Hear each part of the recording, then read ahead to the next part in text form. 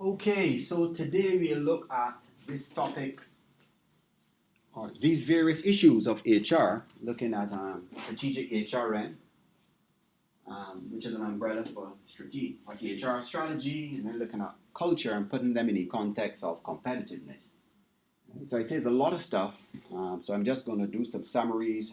So what the PowerPoint would do is going to help you to focus your readings in the particular areas that I want you to focus on. And as I said, this year I want to put a little emphasis on looking at culture, looking at organizational culture in the context of HRM.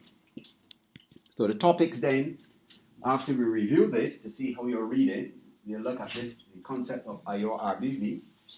Then we'll look at definition for strategic HR, definition for HR strategy. Welcome, Donna.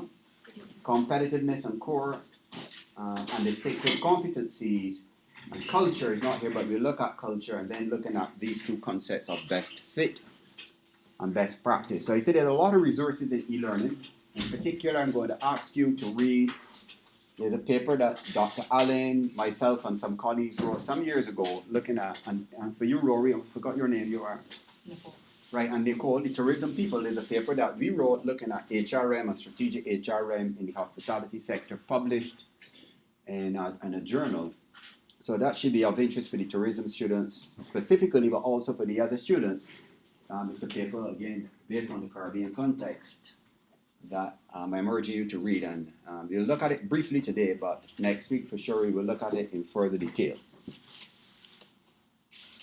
So before we get into looking at the IO and RBV, let's do a quick review. So HRM, we know is a concept.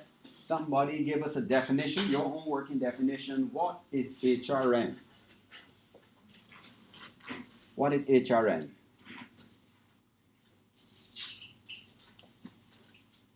For me, I really remember that HRM believed that people were a critical resource which needed to be developed and managed. That's HRM? What is that? PM? That's the philosophy underpinning HR. So what is HRM, a definition? Tracy, give us a definition for HRM. Because that's what we are studying, so one of the first things we need to have is a definition for it. Rory. Something like the maximizing of the human potential within a firm towards achieving work-related goals in order to achieve a distinct competitive advantage. Right, that's very good. Excellent. So folks, one of the first things you do in any course, you need to know definitions. Definitions is the essence of what the course is all about.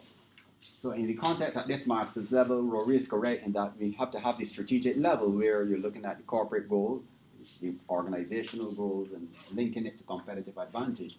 But it's how you're going to utilize the organization's human resources in such a way that it helps you achieve its vision, the mission, the corporate goal strategy. Also set in the context of a particular culture. Right? So always have a working definition of any subject you're studying. Yes? Can it be recorded? No, but I'm recording it actually. Okay. And I'm going to upload it, yeah. Okay, no problem, because Shanice is not able to make it. That's no problem. I'm recording the whole session, so I'll upload it, yeah. That's no problem. And so that's the definition for HR. That's Nicole, right? Give us the definition. She gave us the philosophy, which is the most critical resource that should be developed and properly utilized for future benefit to the organization and to ensure that the organization is able to achieve its goals.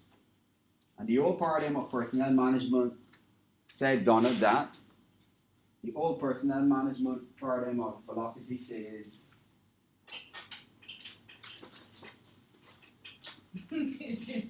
HRM says people are critical resource. Personnel management, Sorry? it does not look at people as being important. Right. It's a cost or expense to be controlled or managed. So those two paradigms, one is the resource to be developed, and if you look at it practically, in difficult times, even at a personal level, if you're having difficulties and financial challenges, you don't get rid of your most important resources or assets first. You try to find everywhere the less important things that you can sell off to cover some debts, but you surely don't start with your most important assets to sell off. In other words, you owe a lot of debt. You don't sell the house and pay off every bill and then take the rest to buy a car. Right? So anything, the house will be the last thing if you're in really, really serious debt. Right? So HRM has 5 key phases. What are the key phases of HR that we gave last week? And the associated functions without looking at notes. First is environmental scanning and analysis, followed by the acquisition phase, and under the acquisition phase, what are the various functions? Selection, recruitment, what kind of planning? Human resource planning, and you also might have orientation, socialization to get people familiar with the culture of the organization, and that is followed by which phase? Development. The development phase. And what is involved in the development phase? Training, career development, management development. What other phase you have? Evaluation and appraisal. Motivation phase. Not the function. The motivation phase involves Job design, appraisal, performance management, performance appraisal, rewards, recognition, compensation, and it's followed by the maintenance and retention. So folks, I'm saying to you, you need to know these things. We are building a house. Okay? So if you come in class and just read the notes, that is not helping you. So I want to know that you know this stuff, because this is just introductory basic stuff. So I'm urging you at a basic level, as we go ahead, you need to know what a definition for HR is. You need to know the philosophy for HR.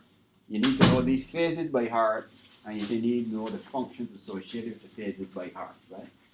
So I said, please be incremental. If not, you're going to put yourself under unnecessary stress. Now, these are 2 philosophical or strategic perspectives. And did we touch on them last week, Sashia? Right, so you have IO, people who did marketing or other management courses should know these. So how does the organization know, the industrial organization approach differ from the resource-based view? The industrial organizational perspective looks at like external factors more than internal factors, whereas the resource-based view looks at your internal resources which you have to achieve your goal. Correct. And then it says one thing to add to that the RBV and both IO argue these 2 approaches are best to achieve the competitive advantage.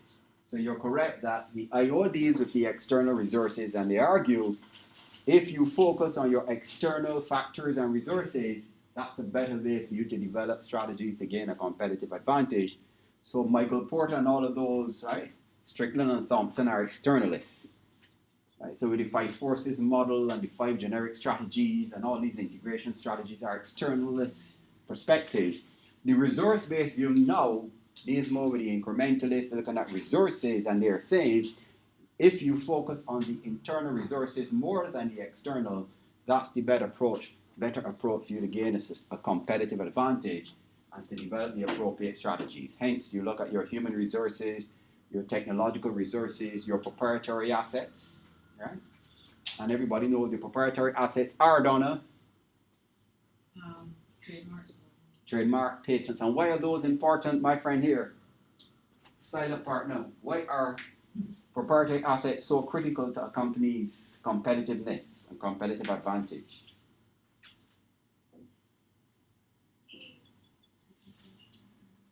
Mr. Peter, why are proprietary assets so critical to a company's competitiveness and competitive advantage? Basically set yourself apart by focusing on those assets. Right, you set yourself apart because they are unique. Right. So we can actually link that to the resource-based view by arguing there's some key elements of the resource-based view, which are the resources must be rare, not easily imitated, not easily substituted. So some texts would have what you call the VRIO, but I don't necessarily like that one. They must be valuable, must be rare, must be not easily imitated, and then the final O is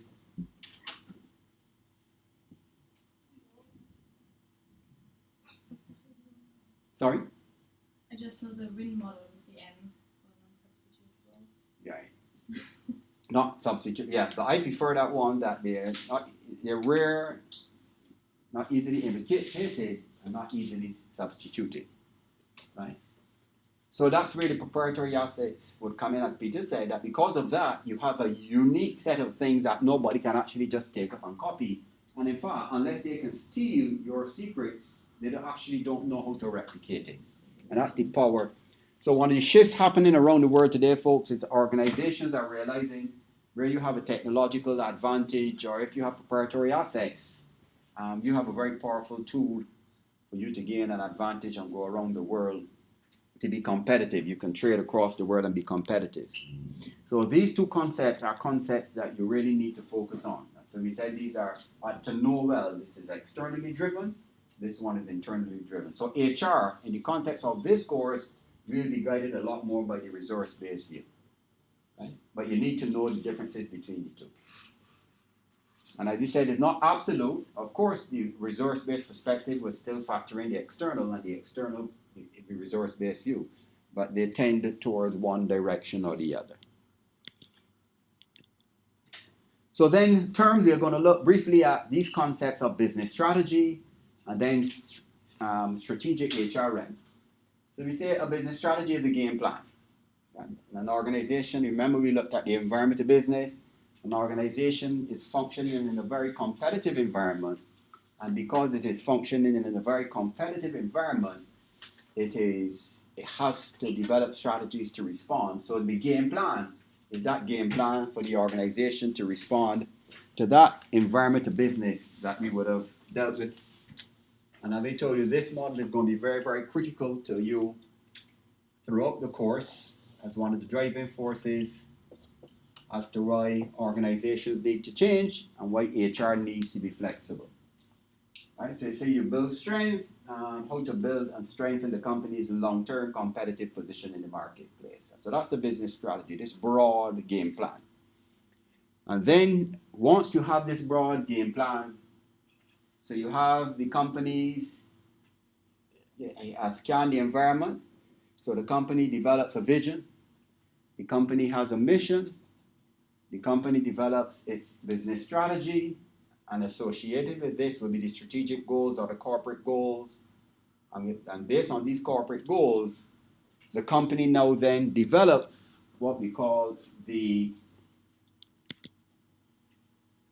HRM strategies. And that's where strategic HRM comes in, that the company develops HR strategies consistent with the company's corporate or the company's business strategy.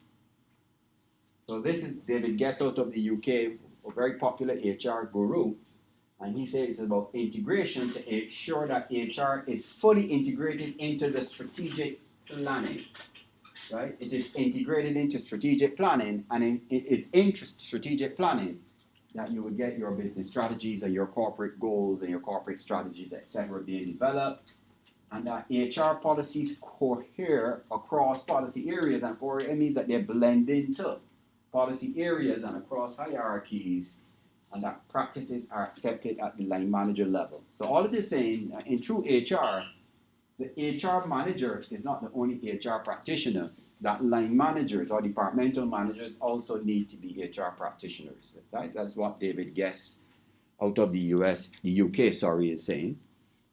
And then you're arguing it is critical to the firm's survival, and the human asset or resource they're stressing in that context. So you're looking at the strategic use of human resources so the organization can gain this competitive advantage, as Rory said, through its human resources. Right? So which is different again to the porters and those. So Porter will tell you need to look at your competitive threats, and the 5 forces and the differentiation strategies.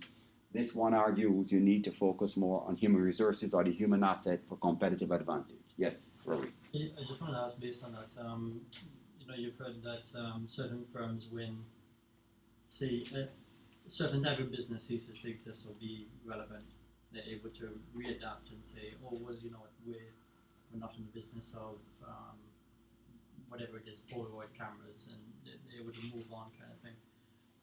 Has there been any organization that has been able to say, hey, look, we can change our business models just using the advantage that we have from the staff and do something completely different that these staff that these employees are capable of doing? I don't know if I'm explaining my question very well. So when you say using the staff, So, for example, a firm can say, hey, look, our technology can be used to go into a different field.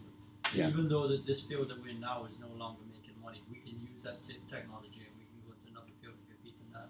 yeah. But is there any example of a firm that successfully been in a business where that's gone out, that's no longer making a profit, and they said, hey, well, actually develop this really skilled workforce and we can enter a new business based on that? Well, if you say skilled workforce, the skill will have to be in a particular context, you see. But remember, even though we say we focus on human resources, the human resources will still have to be utilized in a modern world with technology. So it's always this marriage between the human resources, technological capacity, and then the other resources, the other technical or physical resources that are being utilized, you see. So I think maybe the best example might be if you look at the industry that you're studying in, the hospitality industry. So, you have a hotel plant, restaurant and bars, so you could find that somebody could move from operating a particular, say, a chain of hotels and have a set of competent staff, extremely competent staff, and they could open a totally different business. They might go just in the restaurant business, or they go in some other service delivery, but the key asset they have is actually the capability and the competence of staff. So in a hotel environment, it's not so much the building that people are interested in. People want the building for comfort, but the major asset in the hospitality, the environment, or the all-inclusive environment, like what Buck Stroud and those would utilize, would be actually the capability and competence of the room service staff, the kitchen staff, the bar staff. You see, so the food that tourists would like or visitors would like is a function of the quality of the staff preparing it. Right? So if the customers come to a restaurant and they had a very excellent meal, they wouldn't thank the stoves and the fridges and the meats. So they would know, yes, the meat was excellent, the chicken was excellent, the beef was excellent, but they know it's the quality of the chef that actually prepared the food, or the chefs that actually prepared the food. You see, so the actual physical product is not as important as the staff who are able to prepare the meals in that fashion. So I would say, Roy, the best way I can put it, if you have highly competent staff, they can be retrained to go into other areas and utilize any other business if you change your business model, or if you change your total business that you're in. And I know some people do that. They actually have a core people. Even the accountants, there are some accountants who are so good as people develop new businesses. These accountants go all over the world setting up businesses because they're just that good. You see, our tech people and technology service people. Right? But it's a very good question. So that's really what the resource-based view is saying.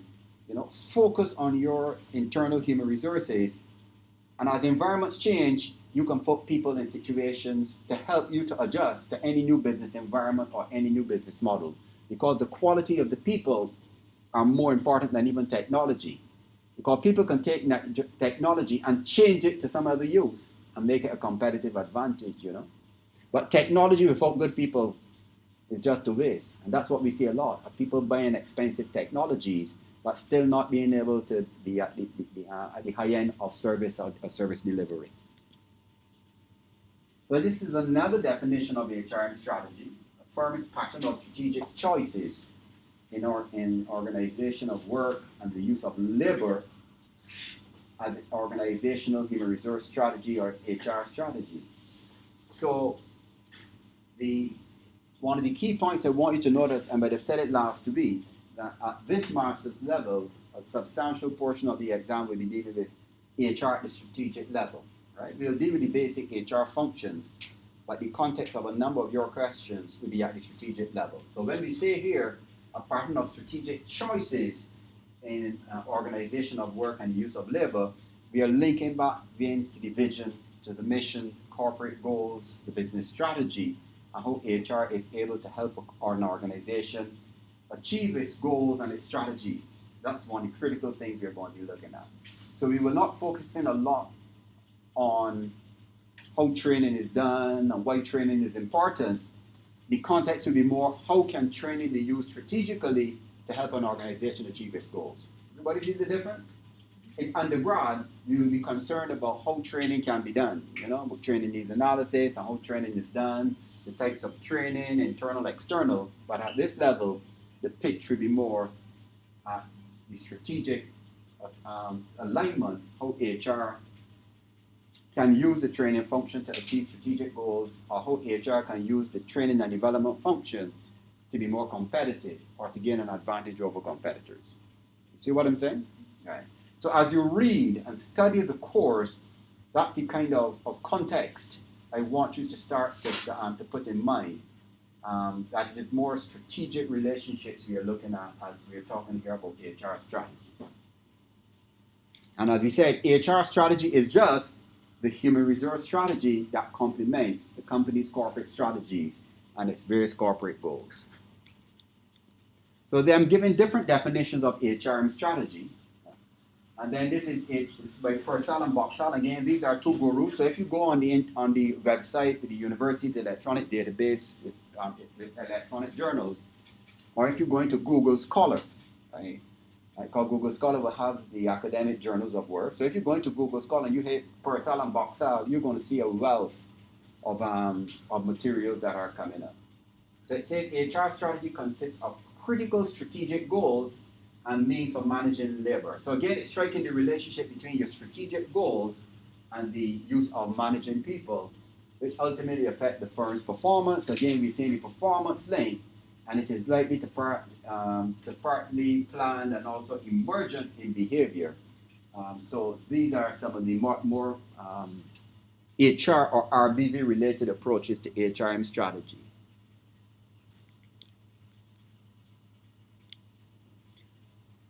So what we want to go on to now would be some select competitive strategies that affect HRM. These are not the most important, so that's why I put select. So I'm just using some examples to show you how competitive strategies can be aligned or affect HR in some way. So you have the concentration strategy, the emphasis is on market share or operating costs. So if a company then is focusing on operating costs, what are the implications for managing human resources?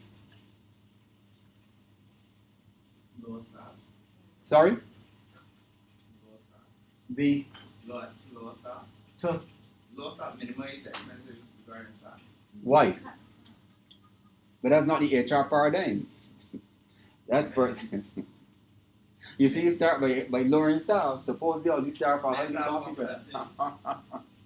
Better training. But there's another way you can look at it, Sashia. He's saying lowering staff. You're talking operating costs. So before you start to get rid of staff, if you follow an HR philosophy, how can you focus on operating costs without getting rid of staff?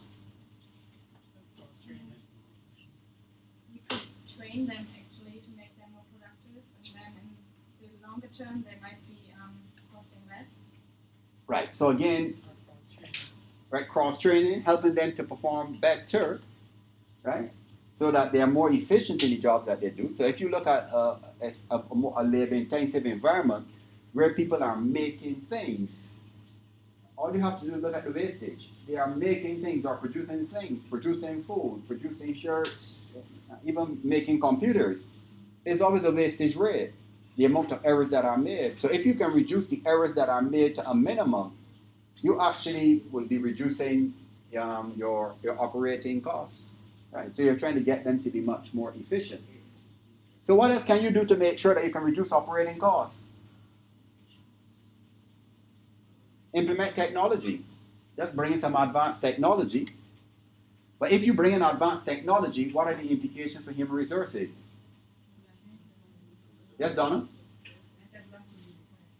Less recurring. Well, you know, Peter want to get rid of everybody from working. But that could be it, Donna, but right. Sorry? Right, so you've got to train them. Once you get advanced technology, you first need to be able to train your staff to be able to utilize the technology.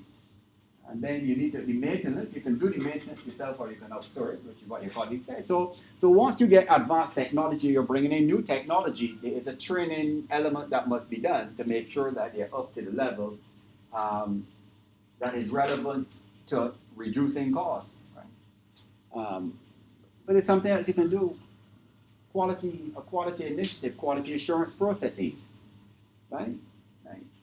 It used to be total quality management, but if you implement a quality assurance process, anybody knows the philosophy for quality management? What's the philosophy for quality management? Total quality management. Get it right first time and every time, meaning people should be so well trained and so highly competent that they don't make significant errors, right? So KFC doesn't follow that. A lot of companies in the Caribbean do it. Yeah, yes. But getting it right first time and every time, folks, is something. If you had a quality assurance culture where people understand we need to be, particularly careful in the work that we do. But if you're not properly trained, I think the problem in the Caribbean, we really don't invest a lot in training people. But there's some businesses, folks, that you cannot make errors. And can you list any businesses in which workers cannot afford to make errors? You're going to almost perfect Surgeons. medical equipment, Surgeons. surgeons, Traffic control. huh? Air traffic control. Air traffic control, Bomb experts. Accountant. bomb experts. Accountant. They make mistakes all the time. How long is it? So picture at the gas station, there is a defect in the pumps that will send out sparks. Folks, you don't see gasoline burning, folks. So there's certain jobs where the error rate must be almost non-existent. So you miss some important ones. Airplanes. Picture they have defective engines that malfunction in the air, Donna, when you're traveling from New York to China or India. 12-hour flights, so you understand what I'm saying? So there are certain things that you cannot afford to have an error, because the error could cost people's lives. You see? So we take it for granted in flying in a plane that it is safe, but there's a lot of significant quality control and check and recheck and a lot of quality checks you have to. We take it for granted. But it's not as simple as it seems. There's a lot of background work and consistent training and development to make sure that it's almost perfect. So I'm saying, if you bring that same culture, but remember, the strategy is a concentration on operating costs. If a company focuses on market share, how is it going to influence HR? If it focuses on market share, what kind of things will be happening here?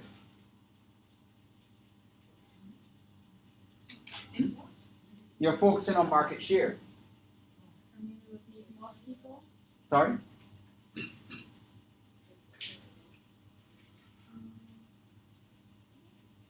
What is going to be the focus for HR? I would agree that normally expand your staff if you're looking to expand your market share. Sorry? Yeah, hire more staff. What kind of staff? Competent. I mean, you need to increase all your areas of business in order to be able to increase your market share. But where do you begin? Sales.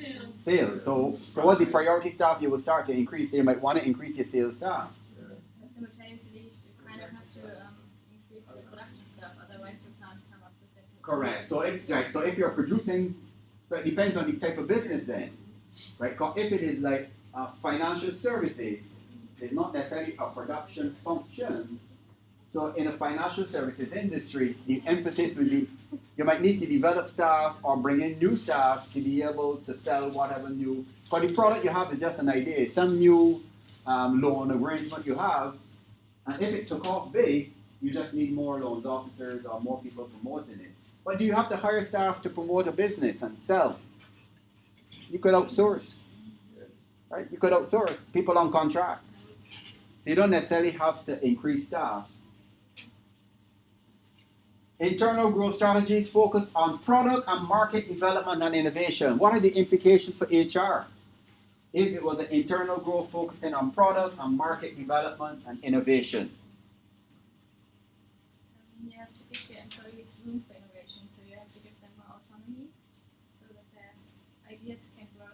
Excellent, correct. So that goes to the root of a number of HR practices. If people need to have autonomy and allow them to grow and the freedom to take risks. Work design. Work design, what else?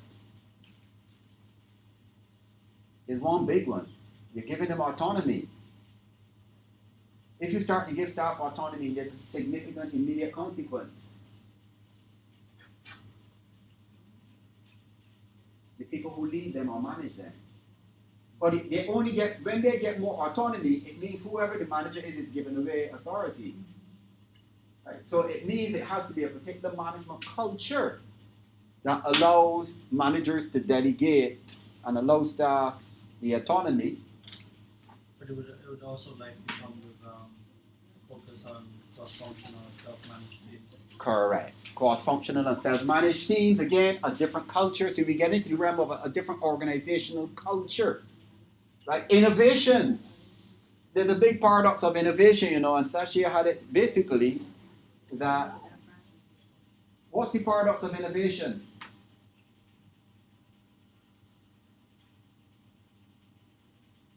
How do you get innovation? We heard about more autonomy and involvement in decision making, team-based or functional teams. So think the structure, look at the structure of an organization. What type of structure facilitates innovation? An ambidextrous structure. Sorry? An ambidextrous structure. In what sense?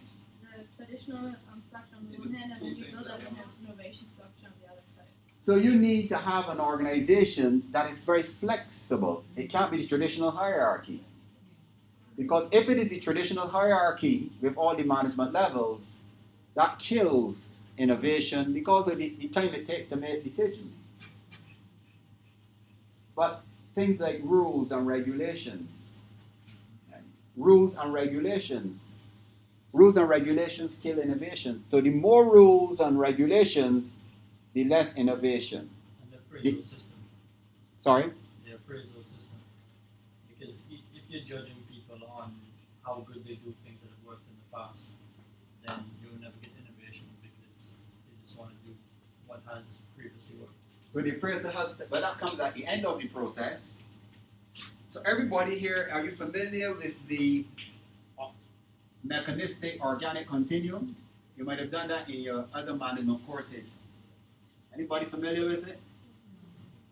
You're familiar with it? Right. So you have organic, but you all should. Who didn't do management? Peter, this is just you. Davin, you too.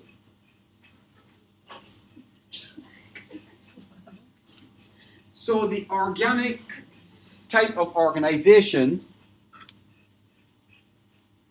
is one that is more flexible and less rules-based. So what we call it is at the extreme level is what we call an adhocracy. At the mechanistic level, you have what you call then the B word, the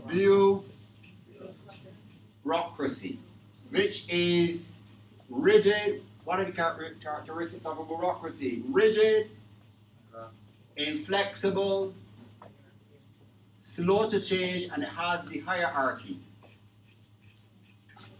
So when you talk about innovation, you're talking about, as Sechia said, you're talking about more autonomy. So what you want then, organizations need to become much more organic if you want to increase innovation and creativity. Right? So it means that there have to be substantial changes in the structure of the organization. So you can't maintain a traditional structure and argue for innovation. So when I hear in the Caribbean, we are saying the Caribbean competitiveness indexes show the Caribbean is very low on innovation, but we have bureaucratic structures in both public and private, very rigid hierarchies. So you're going to kill creativity, you're going to kill innovation. So you don't just say you want innovation and leave organizations structured as they were in past.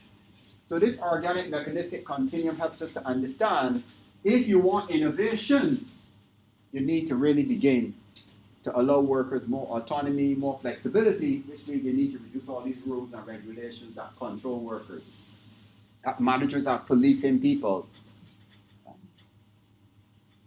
And then external growth strategies, which are about vertical integration, horizontal integration, diversification, and finally focus on retrenchment liquidation. That is done on Peter's bench.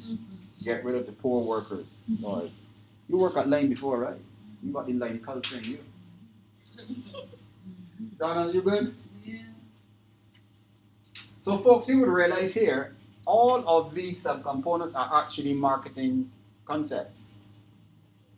These are strategies, marketing strategies, right? So market share, market development, product development, diversification, horizontal integration, forward integration, backward integration, mergers, acquisition, right?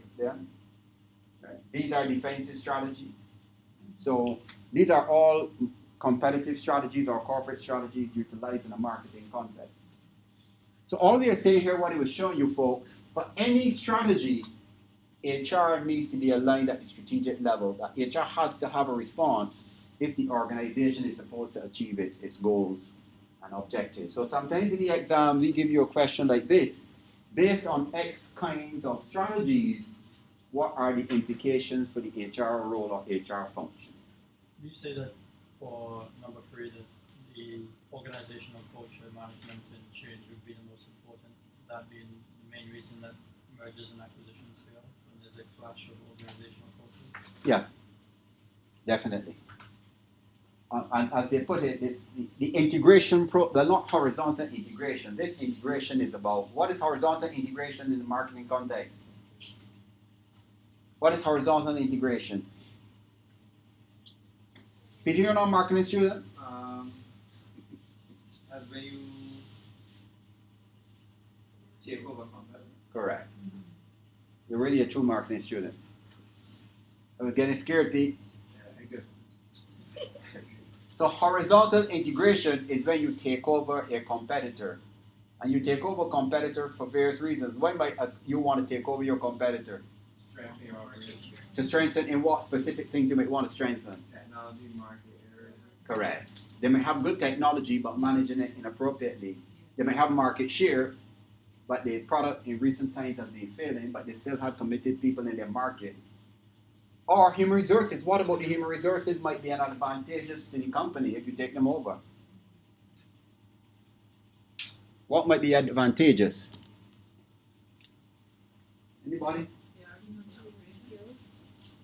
More than skills, you might, and we're going to touch on it today, you might have staff with distinctive competencies. And we have some notes on it.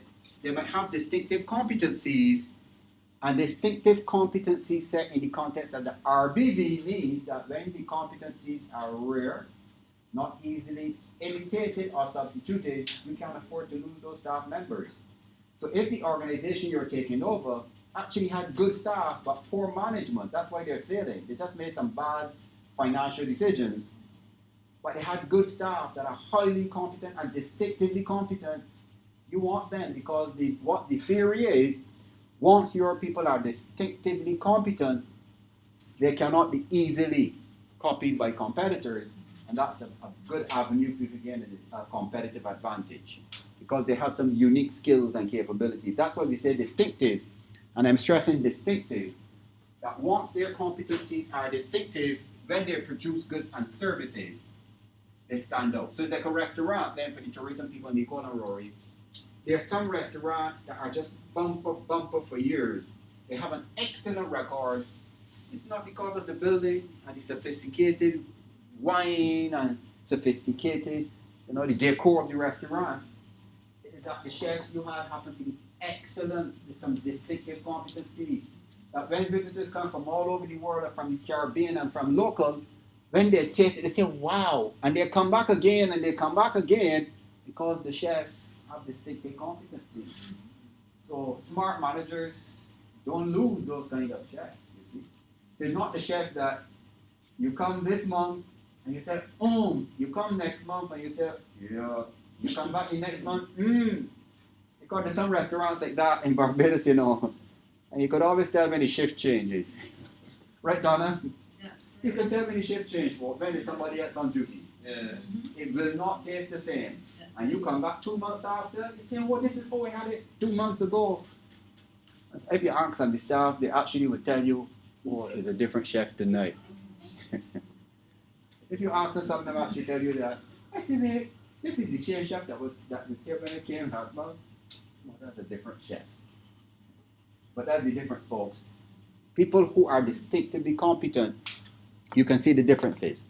So I can bring it home, right?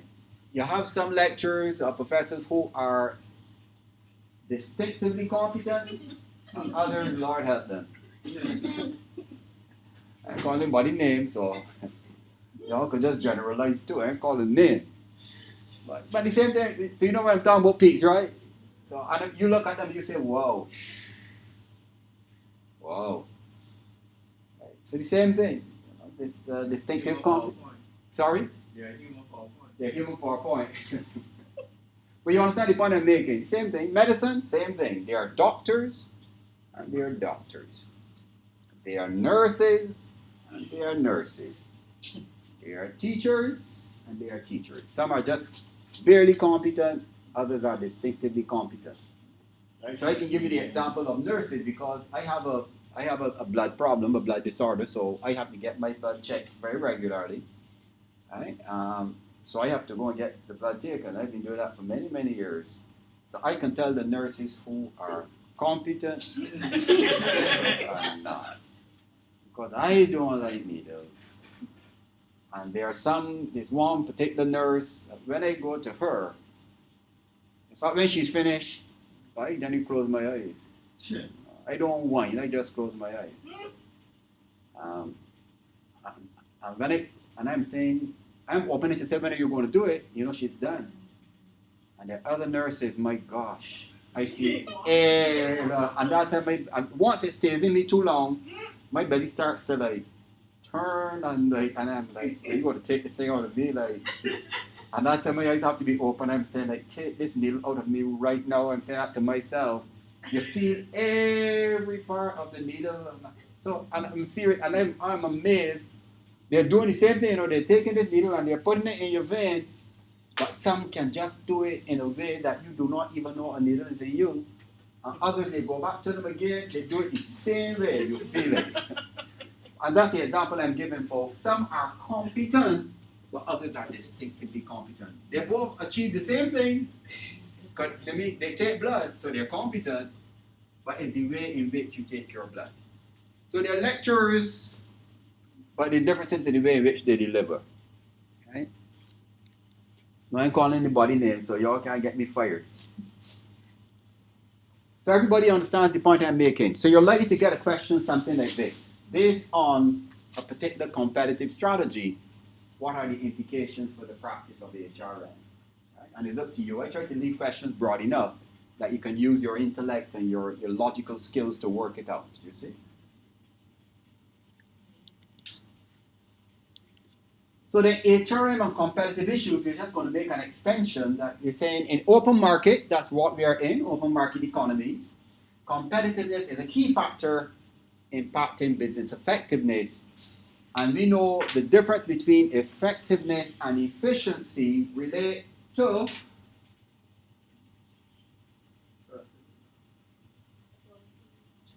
the differences between effectiveness and efficiency relate to when you are effective, it means that in this context, the business would have achieved its goals. If it was efficient, it means that it would have Achieve them in good time. good time, within budget and not utilizing a lot of the or going busting the resource requirements. And organizations try to achieve a sustainable competitive advantage. And a sustainable competitive advantage means it would be maybe like a Samsung, like an Apple. They're at the top of the market, they're dominating the market. So that's what a sustainable competitive advantage is. That you maintain this advantage over others over time and over time and over time. Yes. Yeah, I was thinking about this thing with getting a sustainable competitive advantage through the human resource. Would it be fair to assume that smaller firms are more likely to change lower level employees, whereas bigger firms that have a lot of employees are more likely to change more senior managers in seeking to get that competitive advantage? I mean, like we say with football teams, they can't change all the players, although some take an approach where they'll change more players than the manager, but most of them tend to change the manager because it's less costly. And I'm thinking a big firm with 10,000 employees is not going to change 10,000 employees. They're going to change the CEO. Whereas a small firm with 25 might say, we'll get rid of 15 and keep the same manager. Now, if you're looking at pure numbers to save money, that would apply. But I would say if I use the football example, it goes to the root of distinctive competency. Because if I use the RBV as my tool of analysis, we could argue distinctive competencies relate to the use of human resources. And once the capabilities of staff members are rare, not easily imitated or substituted, you're likely to gain a distinctive competence. So I think in the case of like basketball and football and sports, if those players are supposed to be cream of the crop, that means that they're all distinctively competent, right? They're the top of the cream. You don't find them just running around the street. So because they are distinctively competent, that's the best source for a competitive advantage. Now, unless the coach or manager has established that he or she has some unique distinctive competencies, they can be changed.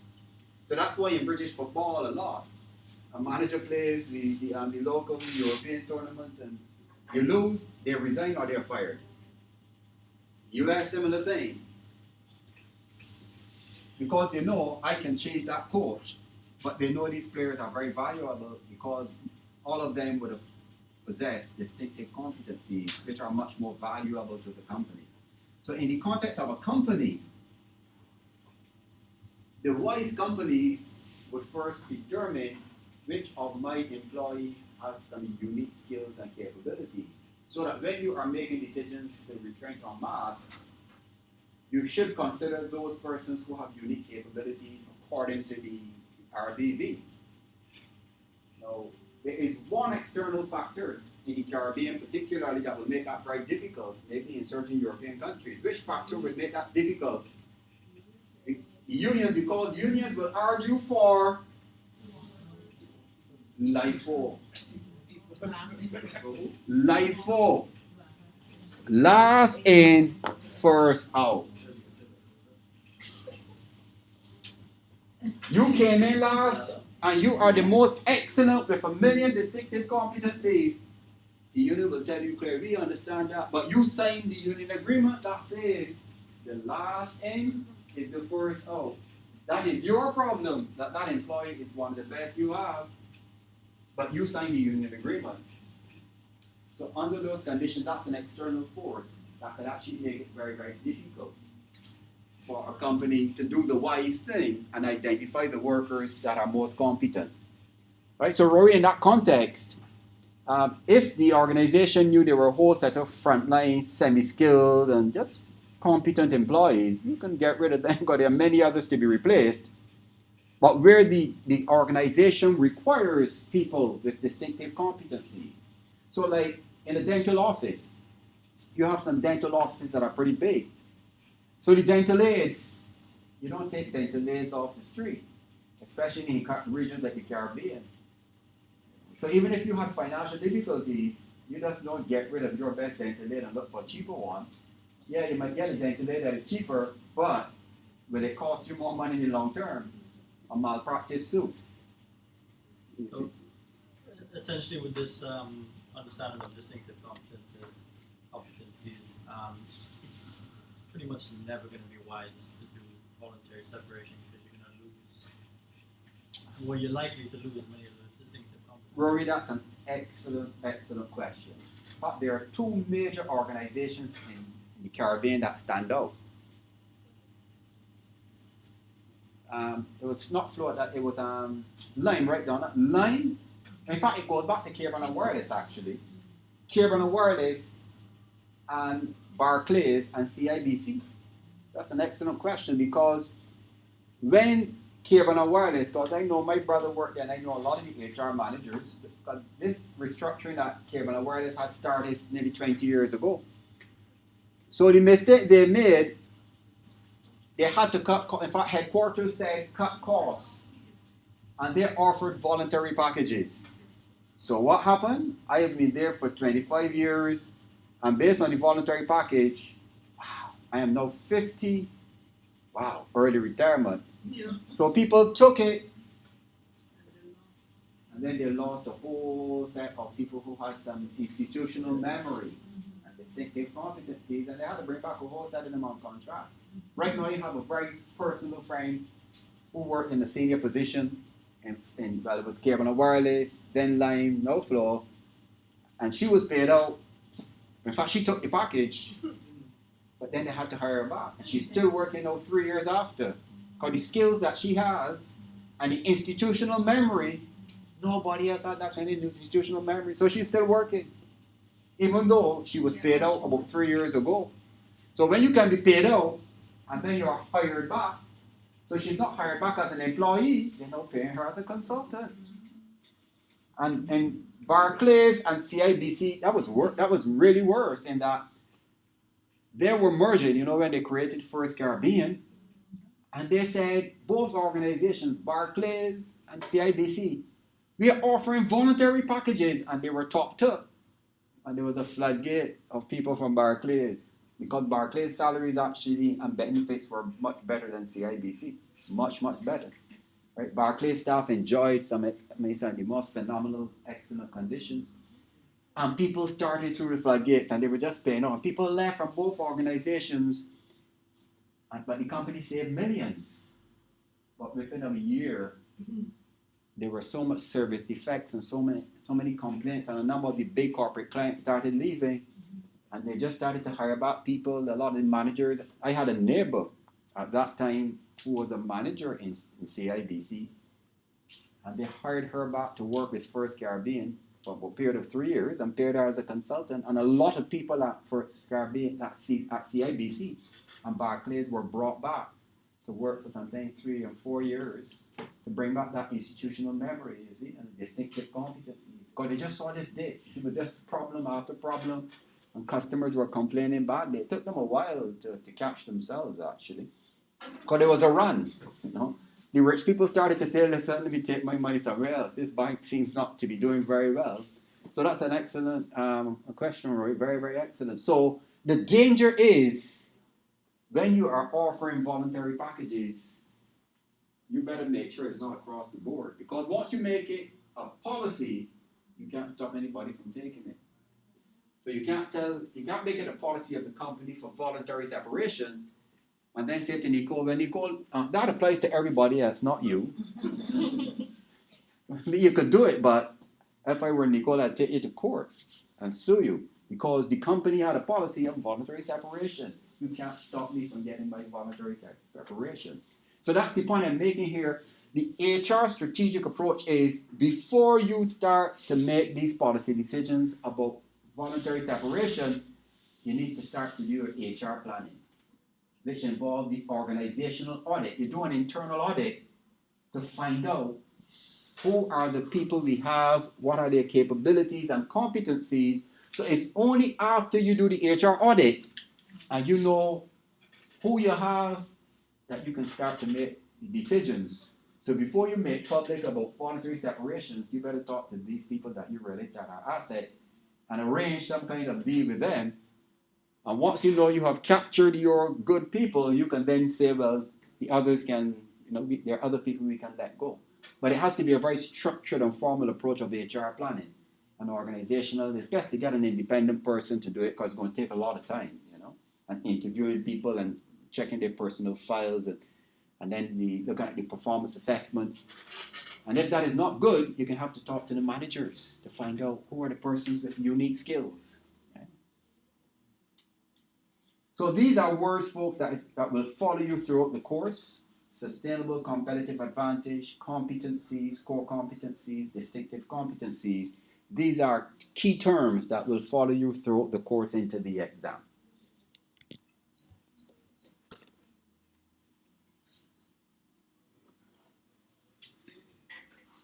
And this is a quote I got from these guys. The knowledge possessed by human capital, going on for what we're talking about, is most significant, among the most significant of an organization's capabilities, and may ultimately be at the root of all competitive advantages.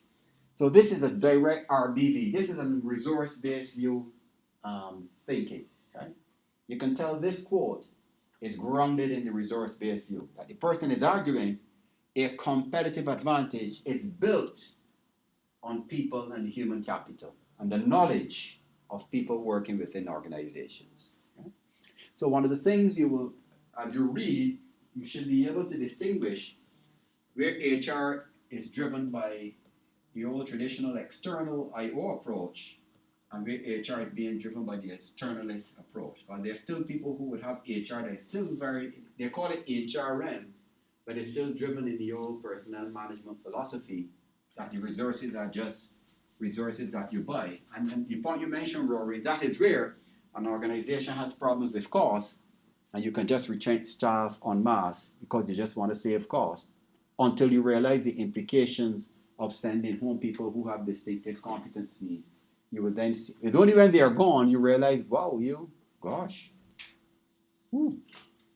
have a problem. Something is missing. They might not, all they realize that the service level or quality of your product has fallen. So these two terms are there's some definitions. We don't have to go through all. This is a competence dealing with proficiency. The basic proficiency, if I may put it that way, right? The basic proficiency. That somebody can do something in a particular way related to a particular job. And a core competence, a well-performed internal activity that is central to a company's competitiveness. Right? So you have the core competence, something that is central.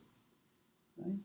And then the final one will be the distinctive competence, mastery. This is where it goes into the realm now of the being rare, easily imitated or substituted, that this person is so valuable in a training room, right? It cannot be easily replicated. So there's another term that we use in HR. You have explicit knowledge versus tacit knowledge. Who can tell me the difference? You have explicit knowledge versus tacit knowledge.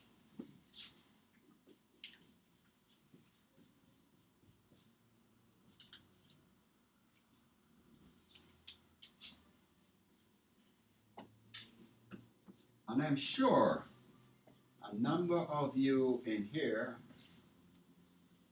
would have heard these terms before. So how does explicit knowledge differ from tacit knowledge? Who's going to get this one? Tracy, I haven't heard you for a long time.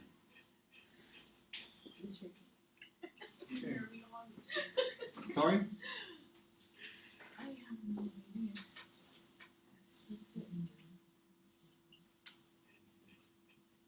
Nicole, you know? I think the tacit knowledge was the knowledge in which people carried in their brains, which was basically not unique, basically their internal knowledge. So it was basically what I know, which made me more superior to others, and explicit knowledge was that one which we learned. Correct. You're excellent. Give her a hand for that. That's excellent. Right. Explicit knowledge can be taught in a classroom and formal setting. That's explicit knowledge. So somebody can show you how to prepare the needle. They can show you how to do the needle, how to light up the air, right? They can tell you that you have to put it in a vein, right? But what they can't teach you is that superior tacit knowledge, that unique way of doing it, which makes it distinctive. You see the difference?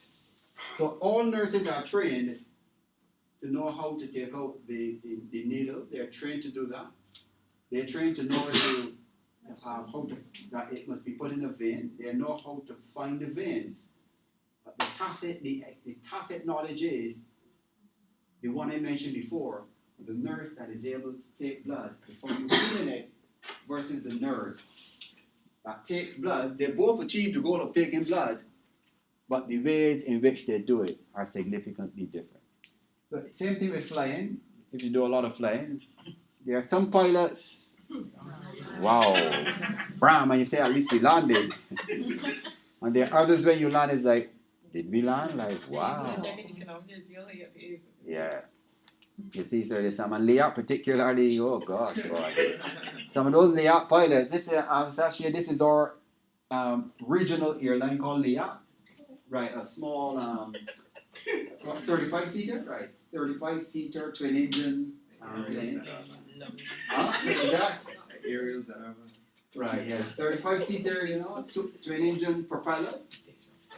Oh boy, and sometimes when they land, it's like boom, and you feel it, and then it rocks. Oh boy. Then other times, about one or two of them are pretty good. When they land, you actually don't feel it. You say, wow, that was excellent. That goes to the distinctive competence. Too many of them have left for better job opportunities. That is, yes, yeah. They're moving on, right, yeah. And then sometimes coming between the mountainous areas, you got these turbulent winds. So it's really challenging when you're coming through the mountains and the turbulent wind. Yeah. And then with the big planes, they've got all kind of computerized things. And they're so big, you might not feel it as much as the little small 35-seaters, but with the big ones.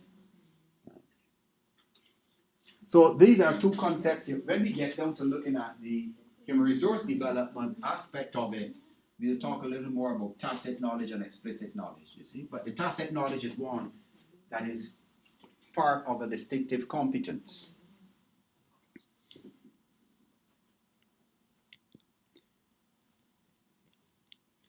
So we're getting now into a little harder strategy, talking about two schools of thought in linking strategy to HRM. And we have these two schools called best fit and best practice. Right? Best fit and best practice. So what I'll do, I will talk about the differences, and then we'll take a little break and we'll come back and continue. So, anybody ever heard about them before? Best fit, best practice? Heard about it before? Yeah. Yeah? Heard about it? So what's best fit versus best practice? Best fit speech to. I can't exactly remember it. It's what is used that could almost similar to what it's saying, what could be used by the organization to best suit it, Mm-hmm. where best practices what is used in a more wider thing by everybody else. All right, yeah, you're warm. That's here. Well, best fit is what you should do in regarding to your stage in development of the organization. So maybe the size of the organization, the industry. So what fits to what you are doing on a daily basis in regards to your strategy. Whereas best practice looks outside of the box, outside of your industry, and looks at what is done in the whole world and what is seen as a best practice, and you try to integrate it no matter whether it's fitting to your business model or not. Correct. So I would improve this one a bit, but you're excellent here with best practice. What is in the world? In other words, when you look all over the world, this is considered to be what is best done in this particular area. So what organizations do, if they follow best practice, you send somebody like in the Caribbean or Barbados, I know for sure, a lot of public officers go to Singapore and Malaysia, New Zealand, because they are supposed to have some of the best models of public sector change and public sector reform. So there are a lot of public officers over the last 20 years go to Singapore, go to Malaysia, go to New Zealand to observe best practice. Some of them might spend 3 months, some 6 months on tours. But when they come back, what do you think is the major challenge they will face when they come back? What would prevent from implementation? Culture. The cultural differences. Because Singapore and Malaysia, they've got totally different cultures than New Zealand. You see, so that for 20 years they've been going there to learn from Singapore and Malaysia, and we still are not getting it right. So best practice is you come back, of course you have to customize to suit your needs, but the argument is it is much more cost effective and it's quicker to do. Because I'm just borrowing that best practice, Rory. What people are doing and the research, or when I check, I realize a number of top organizations that are successful have been utilizing this particular approach or best practices. The best fit now is, so this one is externally driven. The best practice is it's more an externally driven one. Let's go out around the world and borrow what is there and make it relevant to us. The best fit is, let's work on it.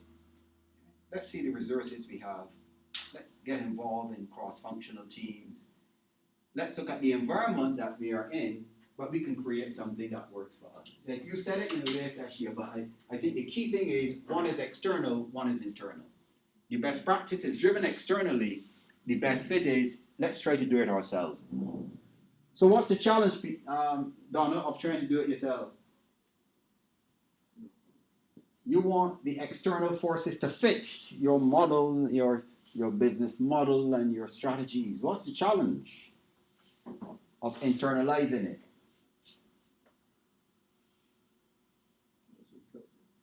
Sorry? Culture? Well, no, you're doing it yourself. Is your best practice is external culture. And best fit is we doing it ourselves. We have our business model, we have our strategies, and we're going to monitor our environment and create some things that work for us. What may work may not be the most ethical in comparison to others, so we may end up in a bit of a problem at the end of the day. It would be acceptable. It would be. Wonder if it would be acceptable when we But finish. if I'm not a global company, it wouldn't bother me. If I'm just selling in my local country. But most companies don't think that. Right, if I'm just a local company, it doesn't bother me. I just operate in St. Lucia, or Dominica, or Grenada. I think best fit can sometimes be too backward looking. You can go into a company and say that, based on the context, this is the best way to operate this company. You forget that you can't do what worked in the past because the external environment is demanding something different. So you actually have to, even though, this is the great best fit for this organization as it is now, you need to change that organization Right. So in order to survive. So it might be some inbreeding, but time consuming. Best practice, I go observe, I can buy tools, I can get consultants to come and help me. But with best fit, it's a lot of work. You're doing it yourself. It's actually can be expensive and it can be very time consuming. And at the end of it, it still might not work. You say it might, because it's people inside are trying to do it themselves, it might be inbreeding that you really need a new fresh air, some fresh perspective. So maybe balancing the two might be the best option. Right? So when we come back, we will just look at some examples of best fit, best practice, looking at internal integration, external adaptation, and we'll come back and look at the